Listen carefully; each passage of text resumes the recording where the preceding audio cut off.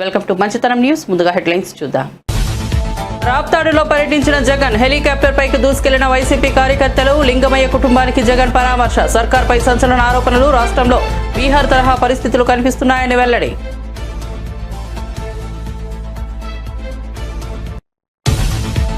AP సర్కార్ మరో కీలక నిర్ణయం, సుపరిపాలన కోసం ప్రత్యేక సలహా మండలి ఏర్పాటు చేయాలన్న సీఎం చంద్రబాబు. సభ్యులుగా గేట్స్ ఫౌండేషన్, ఐఐటి సహా వివిధ రంగాల నుంచి 10 మంది నిపుణులు. ఆర్టీజీఎస్ పై సమీక్షలో ముఖ్యమంత్రి చంద్రబాబు.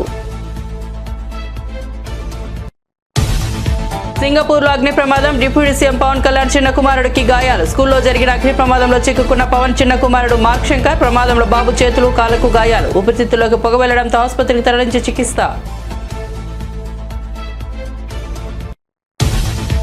తెలుగు రాష్ట్రాల్లో టీడీపీ, బీఆర్ఎస్ లో మాత్రమే 25 ఏళ్ల ప్రస్థానాన్ని పూర్తి చేసుకున్నాయన్న కేటీఆర్. అందుకే బీఆర్ఎస్ సిల్వర్ జూబ్లీ వేడుకలు నిర్వహించుకుంటున్నామని వెల్లడి.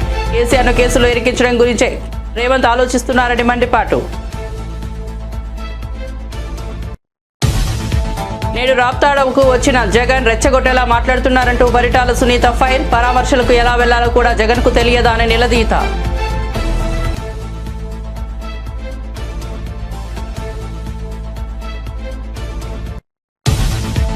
15 సెకండ్లోనే రాయల్ ఎన్ఫీల్డ్ తాళం విరగొట్టి బైక్తో పరారైన దొంగ. ఉత్తరప్రదేశ్లోని ముజఫర్పూర్లో ఘటన. ఓ షాపు ముందు పార్క్ చేసిన రాయల్ ఎన్ఫీల్డ్ క్లాసిక్ 350 ఎత్తుకెళ్లిన దొంగ. ఇంత కాస్ట్లీ బైక్ కు అంత బలహీన లాకింగ్ సిస్టమా అని విమర్శలు.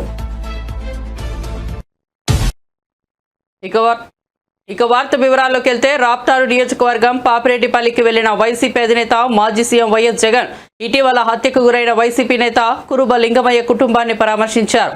అసలు ఏం జరిగింది, ఎంతమంది వచ్చారు, ఎవరెవరిపై దాడి చేశారు లాంటి విషయాలను ఆరా తీశారు. లింగమయ్య కుటుంబాన్ని ఓదార్చారు. పార్టీ అన్ని విధాలా అండగా ఉంటుందని లింగమయ్య కుటుంబానికి భరోసా ఇచ్చారు. ఈ సందర్భంగా మీడియాతో మాట్లాడుతూ సర్కార్పై సంచలన ఆరోపణలు చేశారు వైఎస్ జగన్. రాష్ట్రంలో బీహార్ తరహా పరిస్థితులు కనిపిస్తున్నాయన్న ఆయన, రాష్ట్రంలో రాజకీయ పరిస్థితులు, శాంతి భద్రతలు దిగజారాయి, మొత్తం రెడ్ బుక్ పరిపాలన నడుస్తోందని మండిపడ్డారు.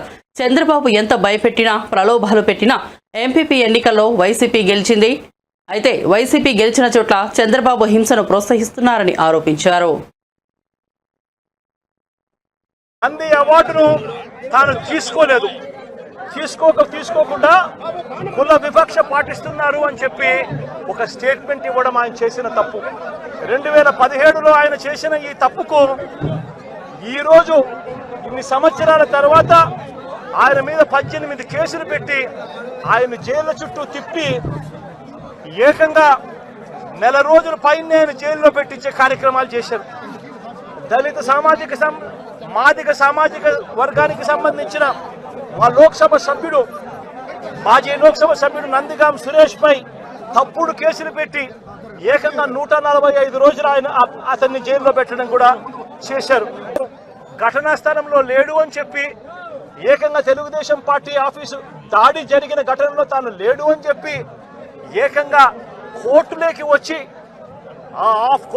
వచ్చి తెలుగుదేశం పార్టీకి సంబంధించిన వ్యక్తి, పనిచేస్తా ఉన్న వ్యక్తి, కోర్టు 18 సార్లు ఆయనకు వాయిదాలు పిలిస్తే 18వ తారీఖు రాని తప్పని పరిస్థితిలో పోలీసులే తనను ప్రవేశపెడితే కోర్టు ముందర తానే వంశీ అనేవాడు అక్కడ లేడు అని చెప్పిన తర్వాత కూడా వంశీని అదే కేసులో ఇరికిచ్చి అదే కేసులో వంశీని ఇబ్బంది పెడుతూ ఇప్పటికి 50 రోజుల నుంచి వంశీని కూడా జైల్లో పెట్టించే కార్యక్రమాలు చేశారు.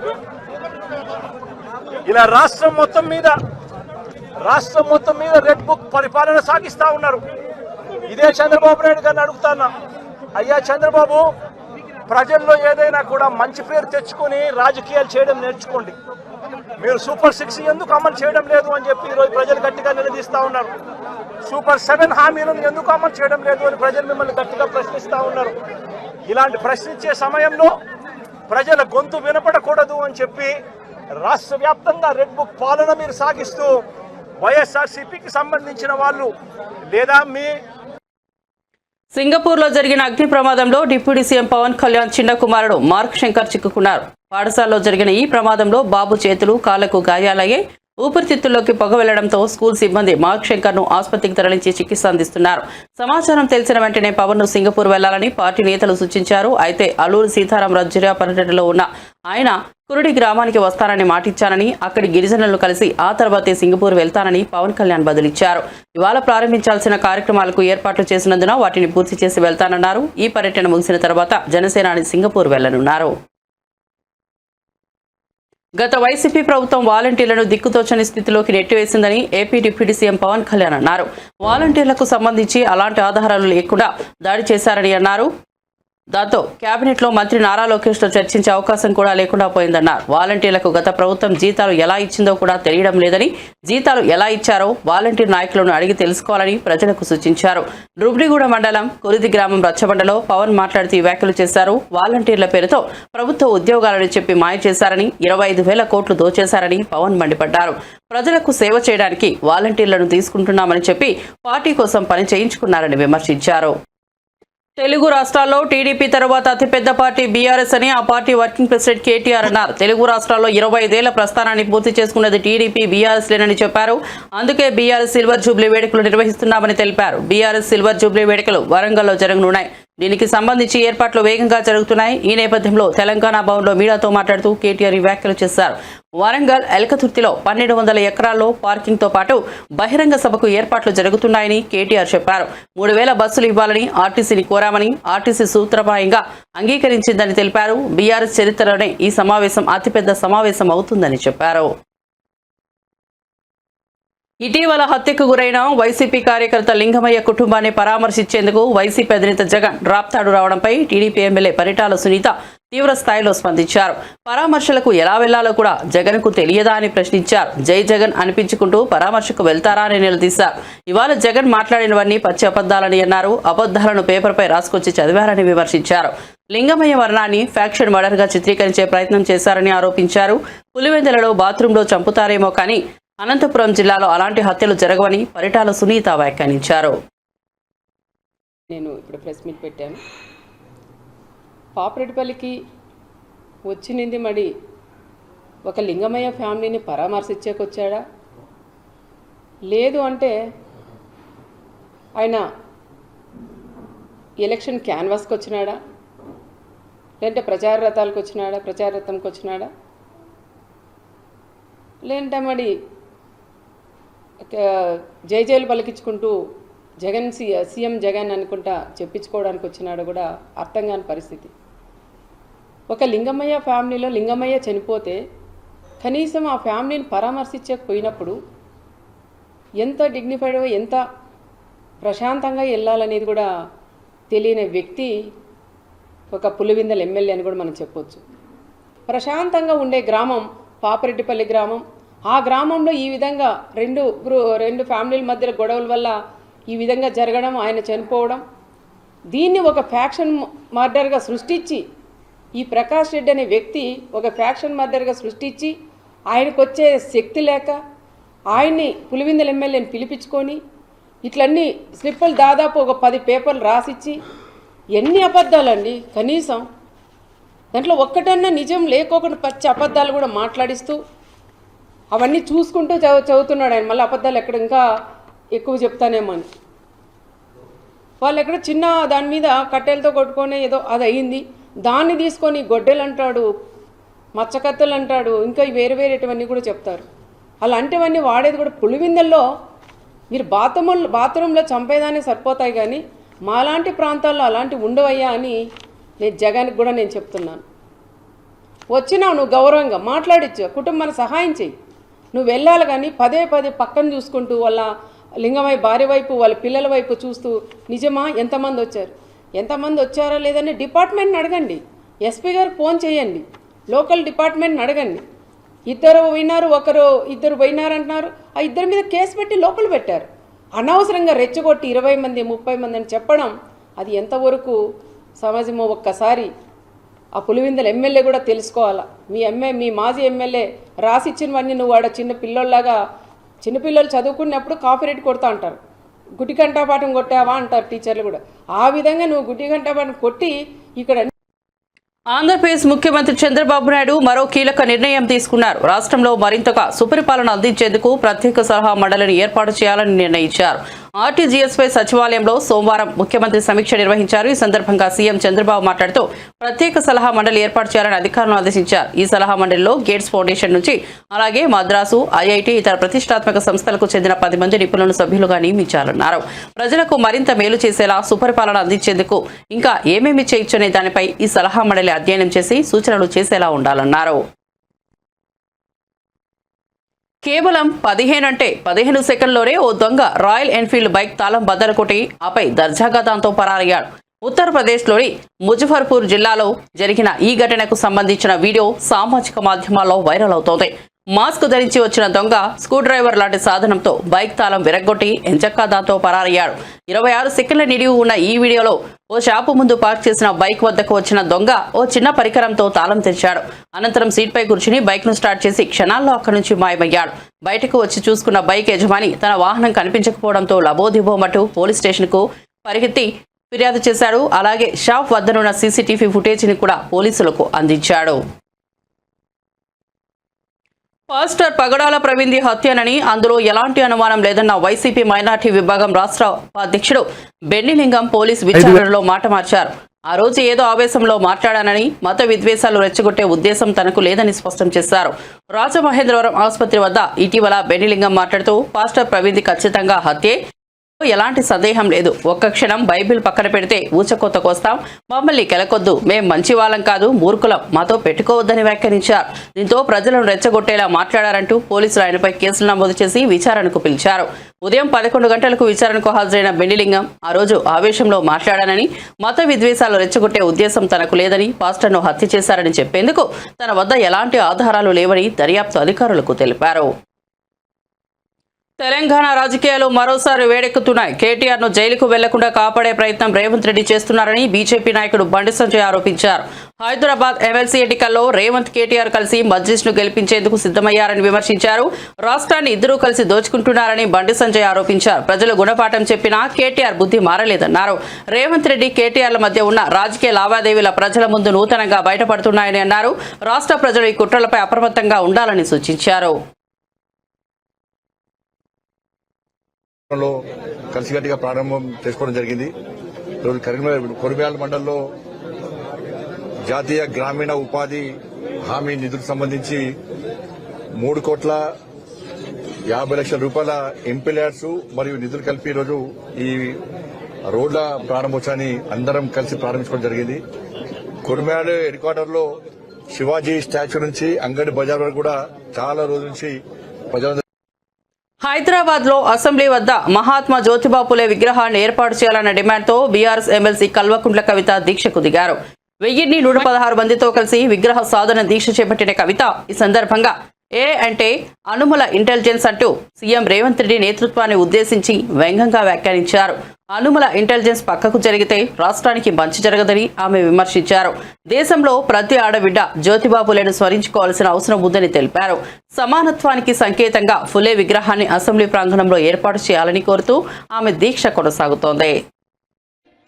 రాజస్థాన్ లో ఉన్నటువంటి Congress party leader of opposition in అసెంబ్లీలో మొన్న శ్రీరామనవమి జరిగితే, ఇది నేను ఎప్పుడో చరిత్ర చెప్తలేను, వర్తమానం ఇయాలటి విషయం చెప్తున్నా. శ్రీరామనవమి నాడు ఈయన రాజస్థాన్లో ఒక రాముడు గుడి దగ్గరికి పోయిండు.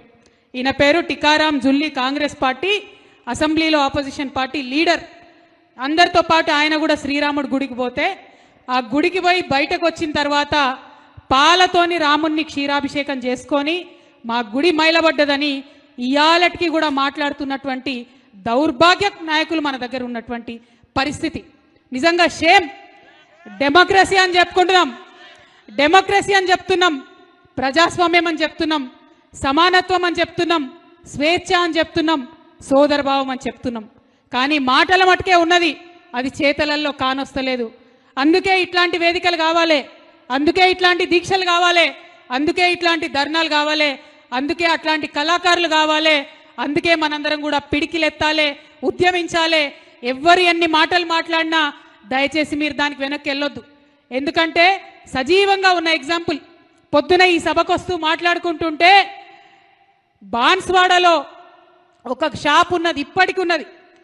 అక్కడికి ఎవరన్నా బీసీలో ఎస్సీలో పోయి ఛాయ్ తాగితే వేరే కప్పులు ఇస్తారు. బీసీలో ఎస్సీలో పోయి ఛాయ్ తాగితే ఛాయ్ తాగినావు, పైసలు ఇచ్చినావు కరెక్టే, కానీ నీ కప్పు నువ్వు గడిగాడ పెట్టిపో అని చెప్పేటటువంటి పరిస్థితి ఇప్పటికి కూడా ఉన్నది. ఒక 15 ఏళ్ల కిందటి మాట చెప్తున్నా, మహబూబ్ నగర్లో ఒక గుడి ఉన్నది, పేర్లు చెప్పనేను. ఆ గుడి బయట అంటే గుడి లోపల దేవుణ్ణి దర్శించుకోవడం అన్నది అసాధ్యం బీసీ ఎస్సీలకు. కానీ గుడి బయట ప్రహారీ గోడ లోపల ఒక చిన్న రాయి పెట్టిరు. ఆడికి పోవాలి, ఆడ కొబ్బరికాయ కొట్టాలి, దూరంకి వెళ్ళి దేవుణ్ణి దండం పెట్టుకోవాలి, బయటకు వెళ్ళిపోవాలి. పాపం ఆనాడు అక్కడ ఉన్న ఎమ్మెల్యే గారు, ఒక రెడ్డి గారు, ఆయన అరే ఇట్లా అన్యాయం జరుగుతుంది, నేను సహపంక్తి భోజనం పెడతా అని చెప్పి ఆయన సహపంక్తి భోజనం పెట్టి మనందరం సమానమని ఒక మంచి మెసేజ్ ఆయన ఇచ్చిండు. కానీ ఆ మెసేజ్ ఇచ్చి పాపం ఆ పెద్ద మనిషి వంగనే మళ్ళా పాలు తీసుకొచ్చి గుడంతా గడిగినటువంటి పరిస్థితి ఇప్పటికి కూడా ఈ భారతదేశంలో ఉన్నది. ఒక ఎస్సీ ఎస్టీలకే కాదు, బీసీలకు కూడా అనేక సందర్భాలలో అనేకమైన అవమానాలు ఇప్పటికీ జరుగుతున్నటువంటి పరిస్థితి ఈ భారతదేశంలో ఉన్నది. ఇక కొంతమంది పండ్లికలు ఇచ్చుకుంటా ఏం అవసరం రిజర్వేషన్లు, ఎందుకోసం మాట్లాడాలి బీసీల కోసము, ఎందుకోసం మీరు ధర్నాలు చేస్తున్నారు, మీకేమొస్తుంది ధర్నాలు చేస్తే అని అంటే ఏమొస్తుందంటే ఆవేశం వస్తుంది, ఆవేదన వస్తుంది, గుండెలల్లోంచి తన్నుకొని వస్తున్నది. నా భారతదేశానికి స్వతంత్రం వచ్చి 75 సంవత్సరాలు దాటిపోయినా ఇంకా కూడా స్వేచ్ఛ, సమానత్వం, సోదరభావం పేర్లలోనే ఉన్నది, పుస్తకాలలోనే ఉన్నది, పేపర్లలోనే ఉన్నది, కానీ వాస్తవంగా భూమిలోకి రాలేదు, వాస్తవంగా అమలైతే లేదు. ఆ ఆవేశంలోంచి పుట్టుకొచ్చినటువంటి, ఆ ఆవేదనలోంచి పుట్టుకొచ్చినటువంటి డిమాండ్లే ఇవన్నీ తప్పితే పొద్దుపోక వేసే ధర్నా కాదు. ఇవాళ ఏప్రిల్ 8వ తారీఖు ఎంత ఎండ కొడుతుందో మీరు చూస్తున్నారు. అందరం కూడా ఇక్కడ ఇంతమంది ఆడబిడ్డలం ఎందుకోసమని కూర్చున్నాం? ఎందుకంటే ఒక 150 సంవత్సరాల కింద ఇదే స్వేచ్ఛ కోసం, ఇదే సమానత్వం కోసం ఉద్యమం చేసినటువంటి పూలే గారు, ఆయనను మనకు స్ఫూర్తిగా ఉండాలి. మనం చట్టాలు చేసేటటువంటి ఆ చట్టసభల ముందట ఆయన నిలబడితే మనకు ప్రతినిత్యం జ్ఞానోదయం కావాలి. ఇప్పటికన్నా స్వేచ్ఛ, ఇప్పటికన్నా సమానత్వం, ఇప్పటికన్నా సోదరభావం ఈ దేశంలో నిజం కావాలనేటటువంటి ఉద్దేశం తప్పితే ఇలా ఇంకోటి లేదు. అందుకే ఆనాడు అంబేద్కర్ కోసం అడిగినాం, ఇవాళ పూలే కోసం అడుగుతా ఉన్నాం. అనేకమైన మాటలు మాట్లాడుతున్నారు, మాట్లాడండి, తప్పులేదు. రాజకీయాలు చేయండి, తప్పులేదు. కానీ ఇంకా కూడా అందరికీ సమానమైన అవకాశాలు రావద్దు అనడం ఇది నిజంగా చాలా అన్యాయమైన విషయం. ఇవాళ భారతీయ జనతా పార్టీకి సంబంధించినటువంటి ఒక నాయకుడు, ఈ కాంగ్రెస్ పార్టీ నాయకుడు పోయి రాముని దర్శనం చేసుకోగానే మైలవడ్డది, ఈయన వచ్చిపోయిండు అని చెప్పి పాలతో అభిషేకం చేసిండు. మరి అదే భారతీయ జనతా పార్టీ మరి మహిళలు, ఒక గిరిజన బిడ్డ దిల్సుఖ్ నగర్ లో జరిగిన జంట బాంబు పేలుళ్ల ఘటనపై హైకోర్టు ఇచ్చిన తీర్పును కేంద్ర మంత్రి కిషన్ రెడ్డి స్వాగతించారు. ప్రజాస్వామ్యంలో హింస, ఉగ్రవాదానికి చోటు లేదని ఈ తీర్పుతో స్పష్టమైందన్నారు. 12 ఏళ్లుగా ఈ ఘటన బాధిత కుటుంబాలపై ఓ పీడకలలా మిగిలిందని, ఈ తీర్పుతో వారికి న్యాయం జరిగిందన్నారు. ప్రజలను నిర్దాక్షిణ్యంగా బలిగొన్న మరణ హోమాన్ని సృష్టించిన ఉగ్రవాదులకు ఉరిశిక్షే సరైందన్నారు. కేంద్ర ప్రభుత్వం బాధిత కుటుంబాలకు అండగా నిలుస్తుందని హామీ ఇచ్చారు. ఈ తీర్పుతో దేశవ్యాప్తంగా న్యాయ వ్యవస్థపై ప్రజలకు నమ్మకం మరింత బలపడిందని కిషన్ రెడ్డి అభిప్రాయపడ్డారు. తెలంగాణలో జీఎస్టీ వృద్ధి రేటు దేశ సగటు కన్నా ఎక్కువగా ఉందని ఎంపీ చామల అభిప్రాయపడ్డారు. దేశవ్యాప్తంగా జీఎస్టీ వృద్ధి రేటు సగటు 6% మాత్రమే ఉండగా తెలంగాణలో అది 8.6%కి చేరిందని వివరించారు. అయితే ఎమ్మెల్సీ కవిత ఇటీవల చేసిన వ్యాఖ్యలు తమను వార్తల్లో నిలిపే ఉద్దేశంతోనే చేస్తున్నారని వ్యాఖ్యానించారు. ఆమెకు గుర్తింపు సమస్య వచ్చిందని, దాంతో ఏదో ఒక అంశాన్ని పట్టుకుని రాజకీయం చేస్తున్నారని ఎద్దేవా చేశారు. అభివృద్ధి గణాంకాలు, పన్నుల వృద్ధి వంటి విషయాల్లో ప్రజలకు స్పష్టమైన అవగాహన ఉండాలని, అసత్య ఆరోపణలతో ప్రజలను గందరగోళంలోకి నెట్టే ప్రయత్నాలు చేయవద్దని సూచించారు.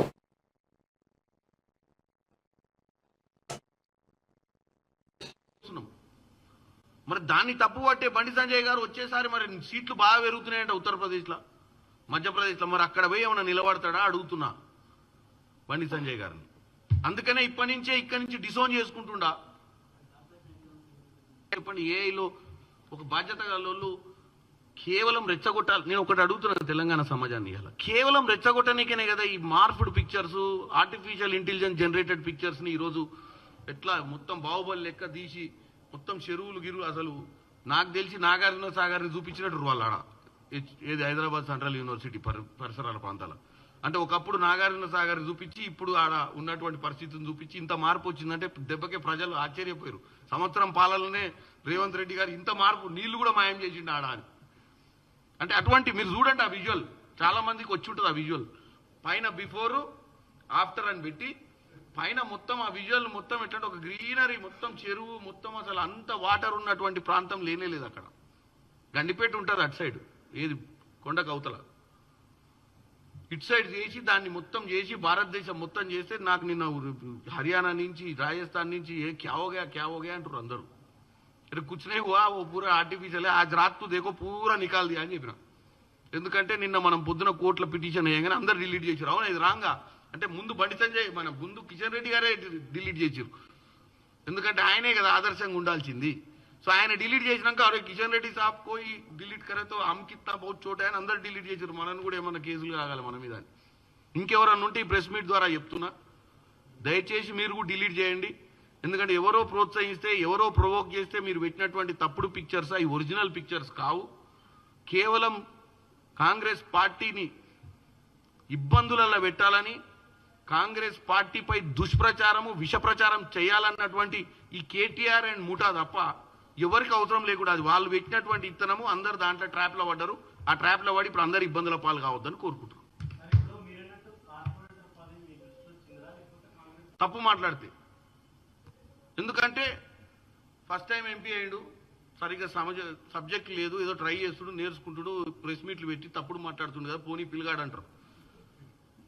కానీ బండి సంజయ్ గారు మాట్లాడితే ఆల్రెడీ రెండోసారి ఎంపీ అయ్యిండు, ఇప్పుడు సెంట్రల్ మినిస్టర్ అయ్యిండు కాబట్టి ఆయనకు ఎక్కువ ఉంటుంది ఎఫెక్ట్. నేను ఎందుకు అంటున్నా అంటే సిబిఐ ఎంక్వైరీ అన్ని కార్యకర్తలు సిబిఐ ఈడీ ఏంది ఇది, దేనికైనా సిబిఐ ఈడీ ఇన్కమ్ ట్యాక్స్. ఒకప్పుడు ఈడీ అంటే మేము వాస్తవంగా 10 ఏళ్ల క్రితం తెలియదు నాకు. ఈడీ అంటే నాకు ఒక 10 ఏళ్ల క్రితమే తెలుసు నాకే. ఎన్ఫోర్స్మెంట్ డైరెక్టర్ ఏం పని చేసేదో నాకు తెలియదు గతంలో. ఎన్ఫోర్స్మెంట్ డైరెక్టర్ బీట్ కానిస్టేబుల్ ఉద్యోగం చేశాడని ఇప్పుడు తెలిసింది. అట్లా చేసిరు వీళ్ళు వాళ్ళని కార్యకర్తల కింద వాడుకొని.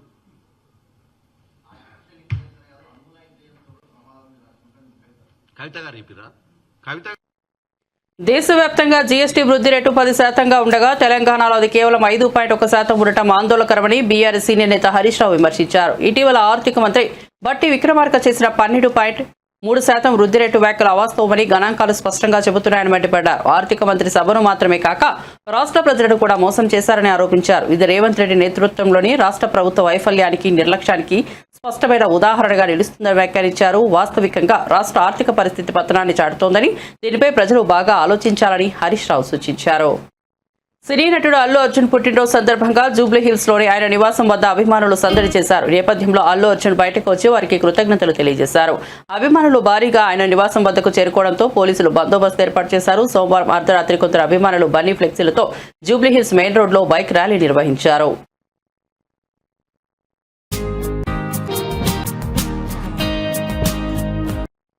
తిరుమల శ్రీవారిని సినీ నటి రంభ దర్శించుకున్నారు. మంగళవారం వీఐపీ ప్రారంభ విరామ దర్శన సమయంలో ఆమె తన భర్తతో కలిసి స్వామివారి సేవలో పాల్గొన్నారు. టీటీడీ అధికారులు వీరికి స్వాగతం పలికి దర్శన ఏర్పాట్లు చేశారు. రంగనాయకుల మండపంలో పండితులు వీరికి ఆశీర్వచనం చేసి స్వామివారి తీర్థ ప్రసాదాలను అందజేశారు. అనంతరం మీడియాతో మాట్లాడిన రంభ తమ 15వ వివాహ వార్షికోత్సవం సందర్భంగా తిరుమలకు వచ్చినట్లు తెలిపారు. సినిమాల్లోకి రీ ఎంట్రీపై ఆసక్తికర వ్యాఖ్యలు చేశారు.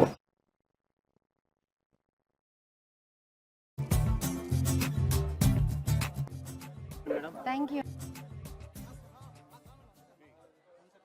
First of all happy wedding anniversary madam. Thank you. ఏంటి స్పెషల్ మేడం? అదే 15 ఏళ్ళు అయింది కదండి, సో మేము వాళ్ళ దర్శించుకోవాలి స్వామి వారిని అని వచ్చాము. సినిమాల రీ ఎంట్రీ గురించి ఏమైనా క్లారిటీ ఇస్తారా మేడం? చాలా మంది వెయిట్. అయ్యయ్యో తెలీదండి, అది ఏమీ అనుకోలేదు, జస్ట్ వచ్చాను. సో ఏదైనా బెస్ట్ స్క్రిప్ట్స్ ఏమైనా వస్తే చేయడానికి రెడీగా ఉన్నారా మేడం?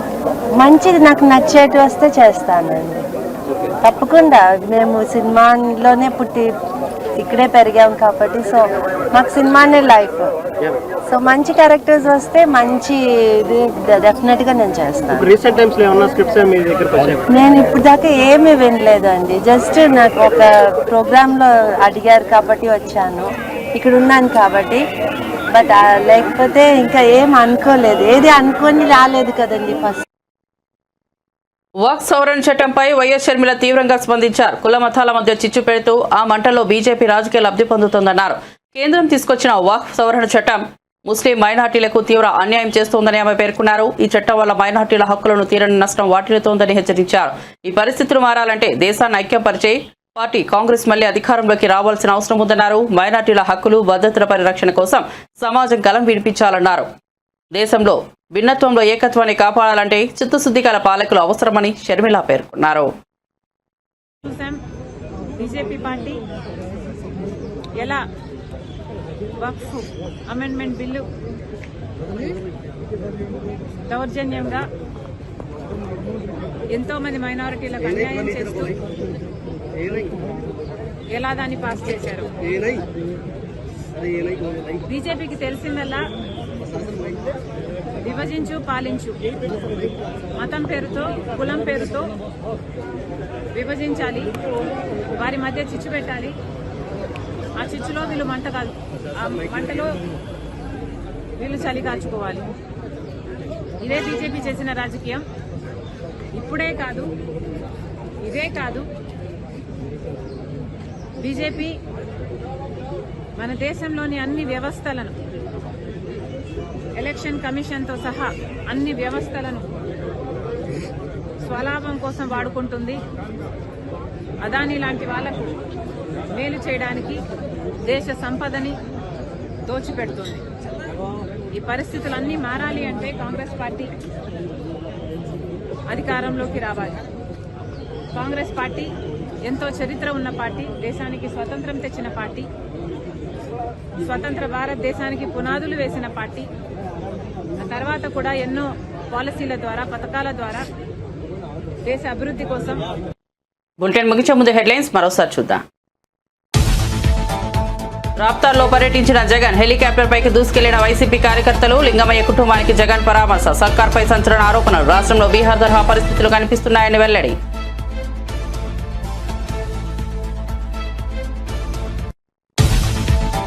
ఏపీ సర్కార్ మరో కీలక నిర్ణయం, సుపరిపాలన కోసం ప్రత్యేక సలహా మండలి ఏర్పాటు చేయాలన్న సీఎం చంద్రబాబు. సభ్యులుగా గేట్స్ ఫౌండేషన్, ఐఐటీ సహా వివిధ రంగాల నుంచి 10 మంది నిపుణులు. ఆర్టీజీఎస్ పై సమీక్షలో ముఖ్యమంత్రి చంద్రబాబు.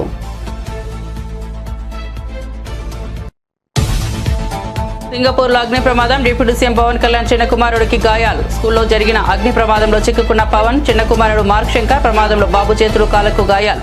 ఊపిరితిత్తుల్లోకి పొగ వెళ్లడంతో ఆసుపత్రికి తరలించి చికిత్స. 2 రాష్ట్రాల్లో టీడీపీ, బీఆర్ఎస్ లు మాత్రమే 25 ఏళ్ల ప్రస్థానాన్ని పూర్తి చేసుకున్నాయన్న కేటీఆర్. అందుకే బీఆర్ఎస్ సిల్వర్ జూబ్లీ వేడుకలు నిర్వహించుకుంటున్నామని వెళ్లారు. కేసీఆర్ ను కేసులు ఇరికించడం గురించే రేవంత్ ఆలోచిస్తున్నారని మండిపాటు.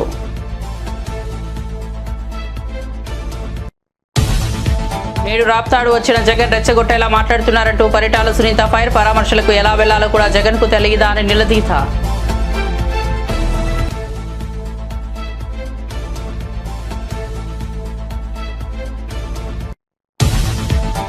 15 సెకండ్లోనే రాయల్ ఎన్ఫీల్డ్ తాళం విరగొట్టి బైక్తో పరారైన దొంగ. ఉత్తరప్రదేశ్లోని ముజఫర్పూర్లో ఘటన.